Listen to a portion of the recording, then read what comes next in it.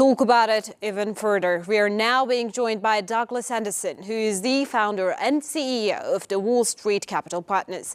Welcome, Mr. Anderson. Thank you. Thank you so much for joining us here on ANews. Pleasure to be here. Thank you. Thank you. So let's talk. We were talking about the Fed decision, actually. So let's start by that. Sure. How could you re-evaluate about the upcoming Fed interest rate cut decision impact the U.S. economy in the short and long term? So, Fed rate cuts, to give you a short answer, in the short term, they stimulate the economy. And in the long term, of course, the concern is higher interest rates and inflation. And so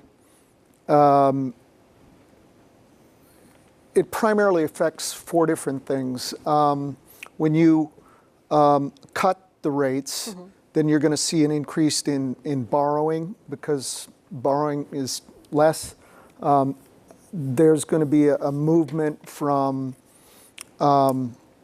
things like gold and land into equities because you're going to see a spike in the markets, and you're going to see a boost in the economy because people are going to be able to use their credit card a little bit more, and so consumption is going to potentially happen. And the same thing in the housing market. You know, it can lead to buying more houses because you can afford to pay the interest rates. So the elections are coming up as well. When you think about all of these, the economic situation, and we are looking at two different approaches from Trump and Harris. What would you say about that?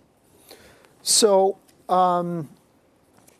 just overall, it's kind of funny. I don't like to look at the candidates. I like to look at their policies. Yeah. And it's interesting, the two policies that we're looking at right now.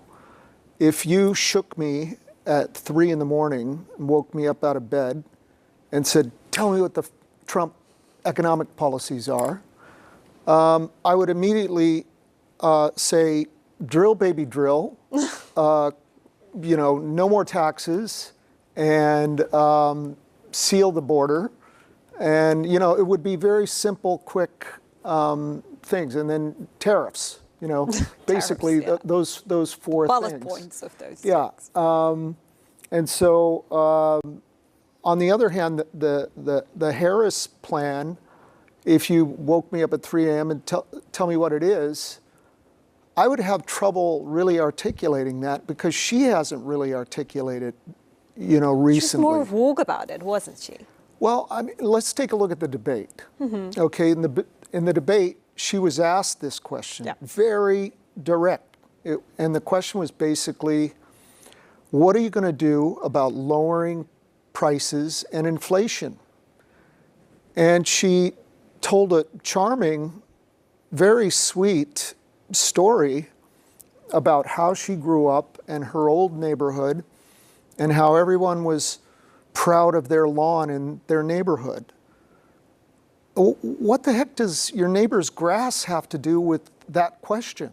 You know, I mean, I didn't get what the economic answer was to that question. And so, and I'm not saying she has a bad policy. I just don't know what it is, you know, to be exact. I've heard some details, and those details that I have heard have not been ones that I think are going to spur the economy. For example, she mentioned giving $25,000 to first-time home buyers. Yep. Well, I mean, we've seen this in the education system, and the same thing will happen in the real estate sector. They did that in the education system. They offered 20,000 or whatever the number was to students to go to school. And guess what the universities did? They raised all the tuitions by $20,000, and that money was just, you know, yeah. And so In this case, that's exactly what will happen. In the housing sector, everybody will raise their price by $25,000. Homes will be more expensive, and it's just a handout to, so it won't be more affordable. And this is inflation. Yeah. Inflation will result because the government, that's not an austere measure. They're adding to the debt, which is a problem. And that takes me back to the Fed's decision, actually, because the interest rate cut decision impacted the U.S. economy. And we were talking about, was it 25 or 50? It was between that, right? Yeah. The decision had to be made. What are the factors that might influence this decision?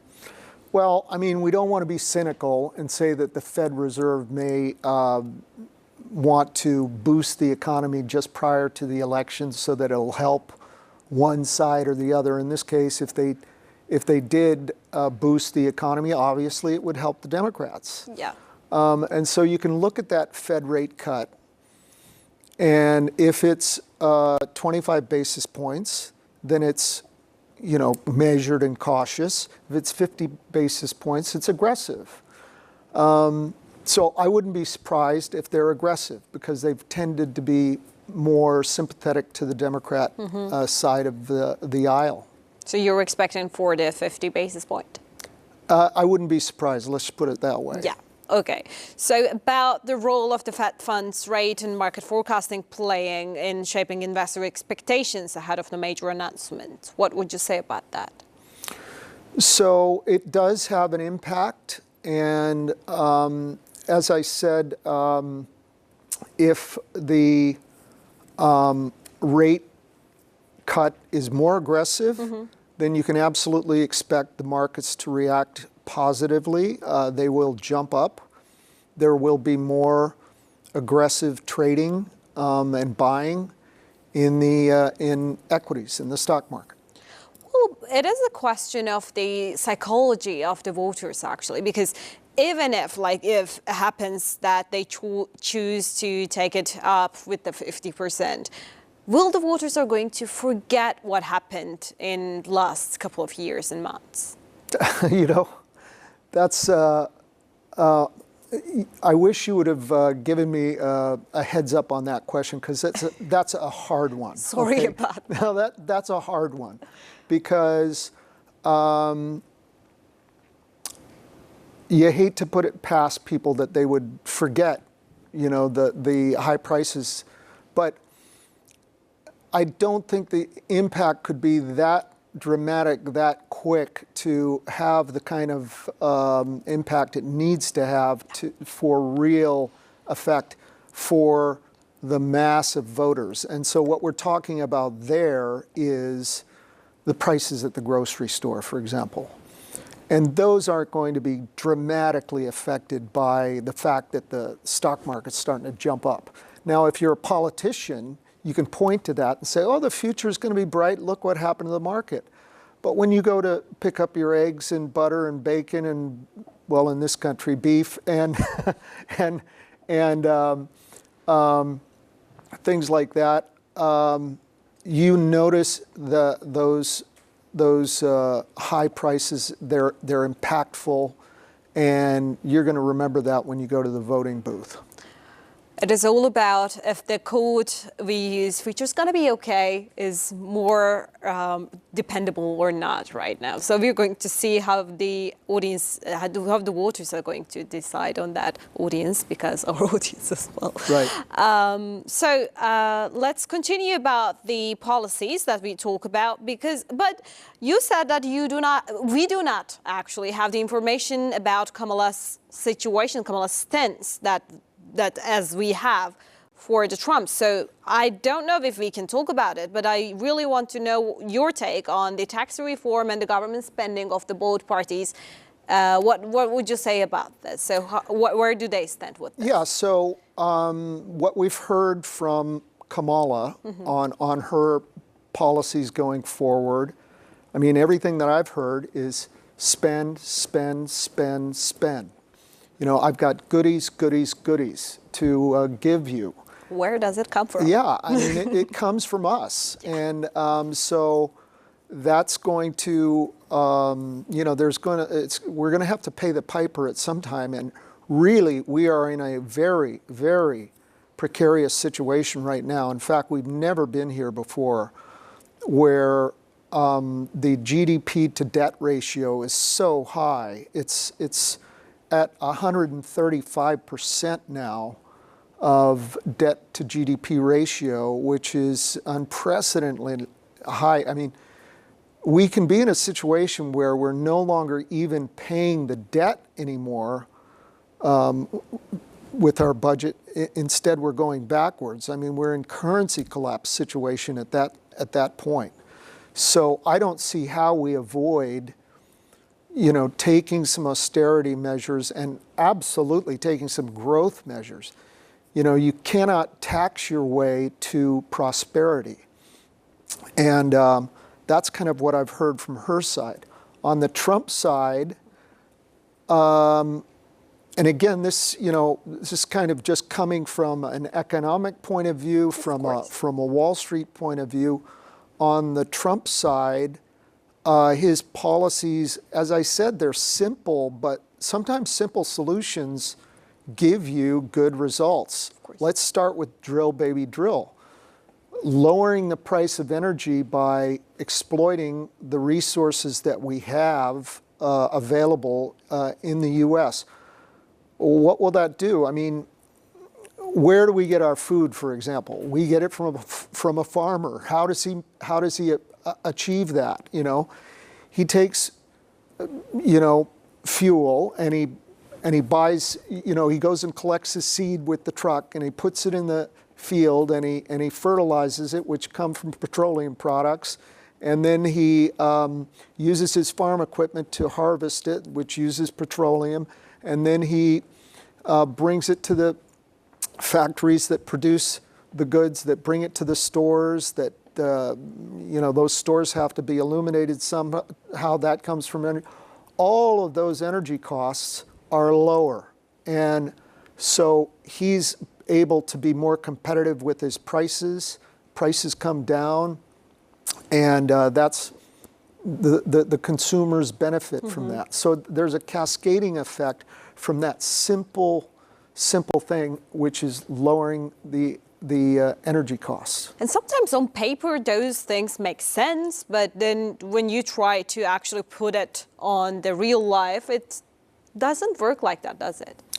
Well, not exactly. That hasn't been our experience with the first Trump administration. He lifted the bans on drilling in many areas.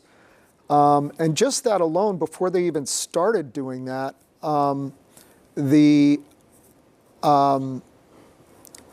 message that it sent was, hey, we're going to have more oil. Let's lower our prices because we're going to get higher volume. And at a higher volume, you can afford to sell it at a lower price.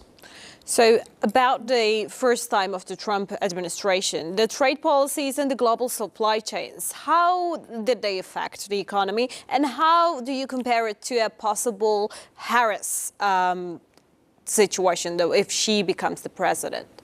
So Trump's trade policies, primarily you have to look at China. Yeah. And why do people do business with China? It's not because of the dumplings. They do business with China because you get a lower price there. If you take away that lower price, then we would rather have something made in Vietnam or maybe Turkey than China. And so Trump's policies were to use tariffs as tools to even the playing field and kind of force fairer trade from countries like China. And it was very interesting to see how Vietnam, Korea, Japan, Turkey, countries like that reacted when Trump did that. Their trade started to escalate. Their manufacturing started to escalate. And the reason why is because they can be very competitive when the playing field is more level.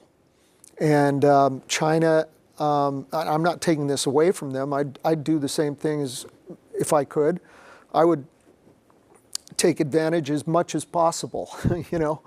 But they were, I think, too aggressive, and Trump saw that. He had a problem with it, and he imposed those kinds of things, and that was the reaction. So I would expect the same type of situation to happen. And the pressure on China is twofold. Number one, you know, just to stay even, they have to have a very significant growth rate, better than 4%, you know. They have a demographic issue too, as well, with the labor situation and their young population. Their old population is huge. Their young population is small because of the one-child type situation, and so it's really kind of precarious, and so that'll be interesting to see. On the Kamala side, we typically we haven't seen any kind of tariff policies like that, and we haven't seen any kind of results from the negotiations. They've had 3 or 4 meetings, but they've never come home with any kind of significant impacts for economic policy. Well, the tariffs were the words that we've been hearing a lot when it comes to Trump's policies back in his first administration. And how it is going to unfold with China is quite important, actually, to us when we are going through that as well. It's not surprising to hear that it is much deeper than the dumplings, but still a decision. So let's talk about Turkey and United States relations a little at last. What are the challenges and opportunities that we are expecting them to unfold in this new term? So I think, as you know, I'm very bullish on Turkey. I think Turkey is the strongest, most favorable emerging market in the world right now. That's why we're here. And we're seeing all kinds of signs in Turkey that lead us to believe that this trend is going to continue, not only that, but get better. And that comes in all kinds of signs, like the new Minister of Economy that you have, Shimshek, the new President of the Central Bank that you have, Tarhakakan, is that, I'm sorry if I'm not pronouncing it correctly, but those guys are a very serious economic-oriented, growth-oriented, free trade-oriented guys, and I think they recognize the strength that Turkey has, and that through greater trade relations and more favorable investor policies, they can see very significant, strong growth. So it's kind of a positive approach that you have to Turkey, as far as I understand, when it comes to the trade and the new term, whether be it or the Democrats or the Republicans, or does it going to change if the election results? What would you say? Yeah, I think that you're going to see,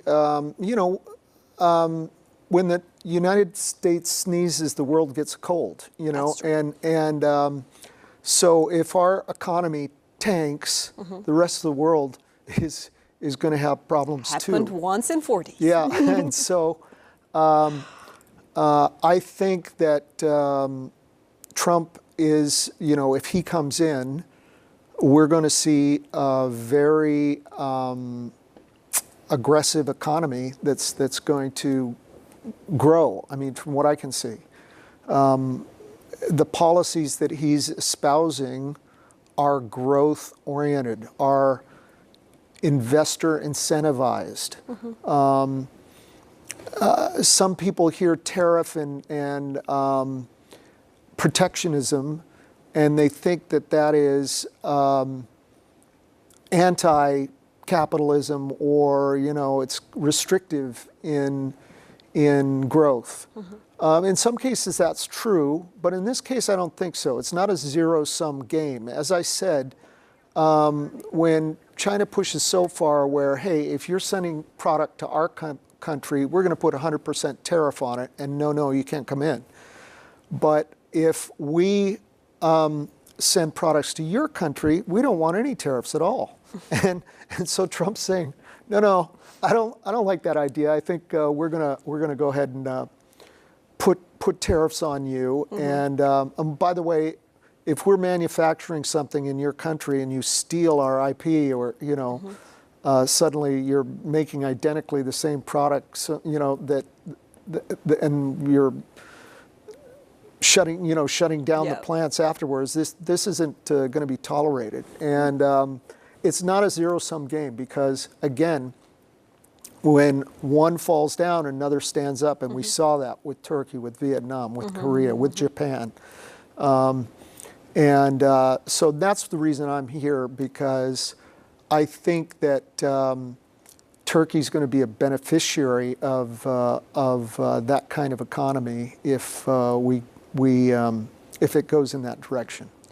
It is indeed interesting times, and we are going to see a shift that is happening. Thank you so much, Douglas. It was most insightful. Thank you. Thank you. And with that, we conclude our Bulletin of the Hour, and I will see you tomorrow.